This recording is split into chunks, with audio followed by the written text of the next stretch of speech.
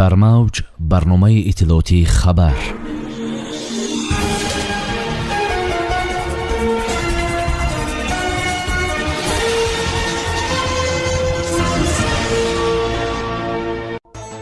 эрдуғон мавқеи раҳмонро дар баробари афғонистон дастгирӣ кард. Сабиянин ба муҳоҷирони вайронкор бо чораҳои шадид таҳдид кард. Шавкат Мирзиёев боз барои курсии президентӣ рақобат мекунад. мавқеи созмони ҳамкории Шанхай дар бораи ҳукумати нави Афғонистон маълум шуд. воридшавии Эрон ба созмони ҳамкории Шанхай маркази нави қудратро ташкил медиҳад. Толибон ва ҷабҳаи муқовимат дар бораи оташбас мувофиқат карданд.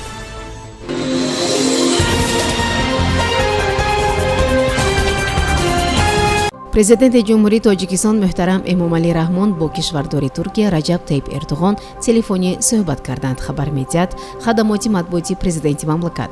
гуфта мешавад ки дар ҳафти суҳбат кишвардори Туркия президент ва мардуми Тоҷикистонро ба муносибати 30-мин солгарди истиқлолият табрик намуд. дар ин суҳбат масъалаҳои муҳими вобаста ба густариши минбаъдаи ҳамкориҳои гуногунҷанба миёни Тоҷикистон ва Туркия аз ҷумла дар соҳаҳои тиҷоративу иқтисодӣ, фарҳангию башарӣ, таъмини амният ва муборизаи муштарак бо таҳдиду ҷолишҳои ҷаҳонӣ баррасӣ шудааст. сиёсатмадорон ба равандҳои изтиробангези рушди афзод дар Афғонистон таваҷҷӯҳи хос зоҳир намуданд.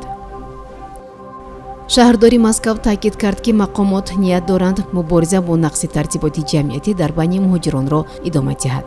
шаҳрдори Москав Сергей Собянин дар мусоҳиба бо kp.ru гуфт, муҳоҷироне ки дар Москав қонуну тартиботро вайрон мекунанд, минбаъд низ аз кишвар хориҷ карда мешаванд ва ҳаққи вуруд маҳрум мегарданд. дар мавриди авбошӣ вайрон кардани қонунгузории муҳоҷират бошад, танҳо як роҳ вуҷуд дорад: ҷазо додан, хориҷ кардан ва манъ кардани вуруд. он чизе ки ҳоло идома дорад, гуфт шаҳрдор. ба гуфти Собянин, вақте муҳоҷирон бештар ба вайрон кардани қонун шурӯъ карданд, мақомоти шаҳр фавран чораҳои сахт андешид. ин боздоштҳо, парвандаҳои ҷиноятӣ, ихроҷ, манъи вуруд.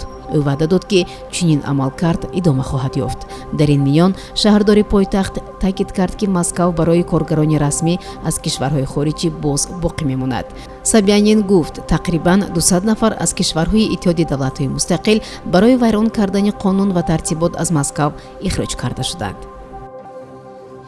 дар пойтахти Ӯзбекистон анҷумани навбатии ҳизби Либерал-демократии Ӯзбекистон баргузор гардид, хабар медиҳад Спутник Ӯзбекистон. бо қарори якдилонаи вакилони ин ҳизб Шавкат Мирзиёев номзад ба мақоми президенти ин кишвар тасдиқ шуд. сарвари феълии кишвар дар суханронии худ як барномаи муфассали амалиро пешкаш кард ки тамоми соҳаҳои ҷомеаро дар бар мегирад ва на танҳо ба ислоҳоти сиёсӣ, иқтисодӣ ва иҷтимоӣ дахл дорад, балки биниши муносибатҳои байналмилалиро инъикос мекунад. дар ҷараёни анҷуман намояндагони ҳизб аз роҳбари худ изҳори пуштибонӣ карданд ва номзадии ӯро барои ширкат дар интихоботи президентӣ тасдиқ намуданд. ёдрас мешавем ки интихоботи президентии ҷумҳурии Ӯзбекистон санаи 24 октябр баргузор мешавад. дар маҷмӯъ 5 нафар аз намояндагони асҳоби сиёсии сабтиnomшуда дар кишвар барои курсии президентӣ рақобат хоҳанд кард. созмони ҳамкориҳои Шанхай ваъда дод ки иҷрои ваъдаҳои баланд дар бораи ҳукумати Афғонистон аз ҷониби Толибонро назорат хоҳад кард.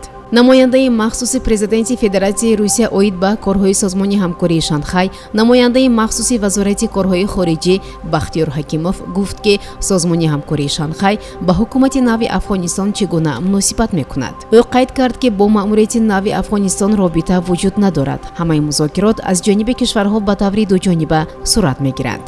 Ҳакимов афзуд ки эътирофи ҳукумати нави Толибон ҳуқуқи шахсии ҳар як давлат аст. намояндаи созмони ҳамкории Шанхай қайд кард ки созмон аз ҳалли сиёсӣ дар Афғонистон ҷонибдорӣ намуда, тарафдори раванди ҳукумати фарогир бо иштироки ҳамаи миллатҳо мебошад. вале тавре ки Ҳакимов гуфт, бисёр чиз аз он вобаста хоҳад буд ки Толибон чӣ гуна кафолатҳо ва ваъдаҳои додашударо иҷро хоҳанд кард. ҳоло ягон кишвар расман ҳукумати нави Толибонро эътироф накардааст.